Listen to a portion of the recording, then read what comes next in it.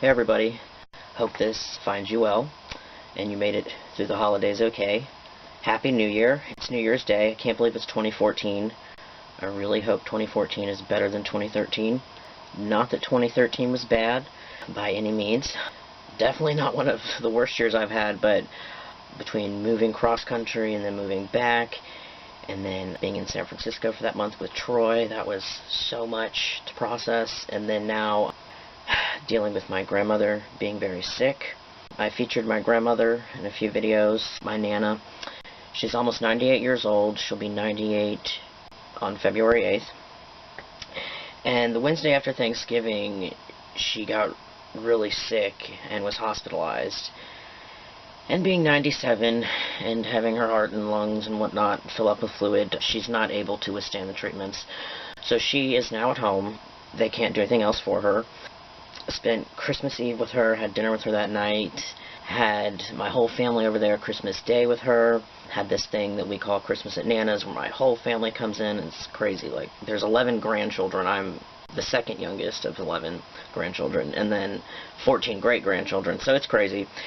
And she made it to that because we weren't even sure if she would make it through the holidays, but she's still hanging in there. But this Christmas was bittersweet because I always talk about how I get so socially anxious, and, you know, just being around that amount of people, all my family, the questions, how are you doing, what are you doing, and sometimes the trans thing is uncomfortable with a few family members still, and just that amount of stimulation. You know, I'm such an introvert and highly sensitive and require so much alone time, and that's just a lot for me to handle, and, you know, it's very draining for me.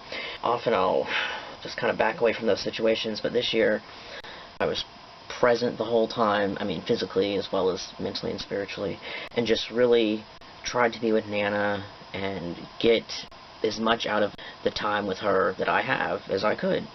So it's bittersweet because this was my best Christmas, and that I didn't get really anxious around my family. I didn't get that, like, ugh, I gotta leave and just take off, like even I did at Thanksgiving.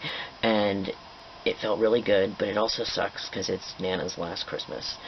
In a way, it's kind of awesome because it's like she's leaving the earth knowing we're all okay.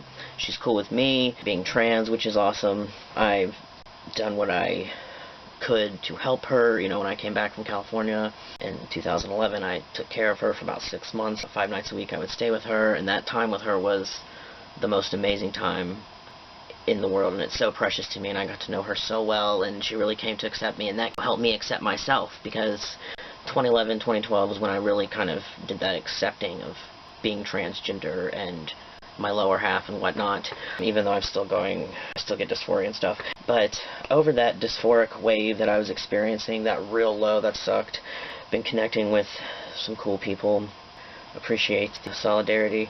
But yeah, so this holiday was good, made it through. It's New Year's as anything. It's yin and yang. It sucks because I'm about to lose my grandmother, and we weren't even sure if she'd make it, but she was here today. We had our black-eyed peas for lunch, and she's still trucking, and she's still retaining her sense of humor and everything. So it sucks because Nana is very close to death, and she is so close to me and so close to my heart, and it sucks. So that was really hard, but it was a really good holiday.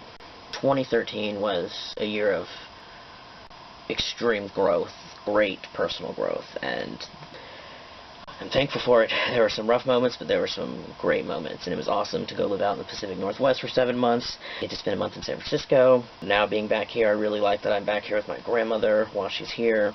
I do want to end up back up on the West Coast, but I'm just kind of taking life as it comes.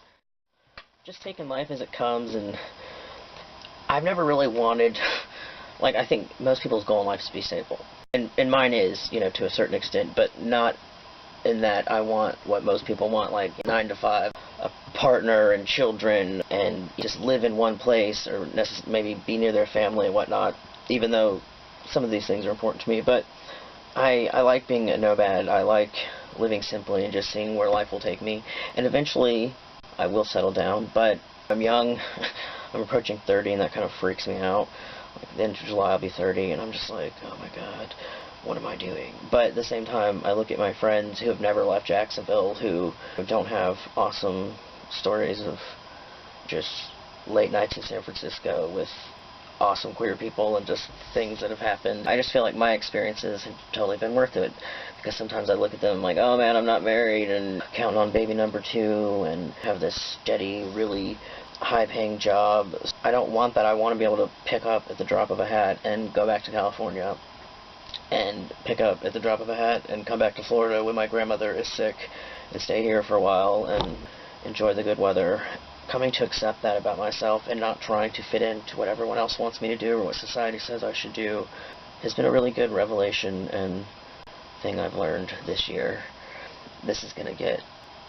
I don't want to get off topic, so I just want to say I survived the holidays. They're bittersweet because of my grandmother, but it was pretty awesome to feel comfortable as myself. And I've been doing a lot of thinking and reading about masculinity and gender performance, and even some lower stuff that I was talking about in my last few videos, so I hope to be making some videos on that. So I hope 2014 treats you very well, and it's an awesome year for you. Take care, everyone. Peace.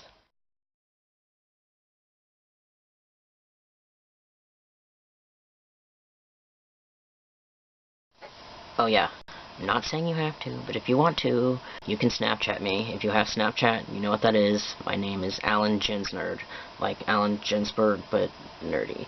So Snapchat me, I'll Snapchat you back. I can't guarantee you I will not send out, like, lip-syncing videos to Bette Midler, Cher, or whatever, at 3 a.m. So Snapchat at your own risk. Alright, peace.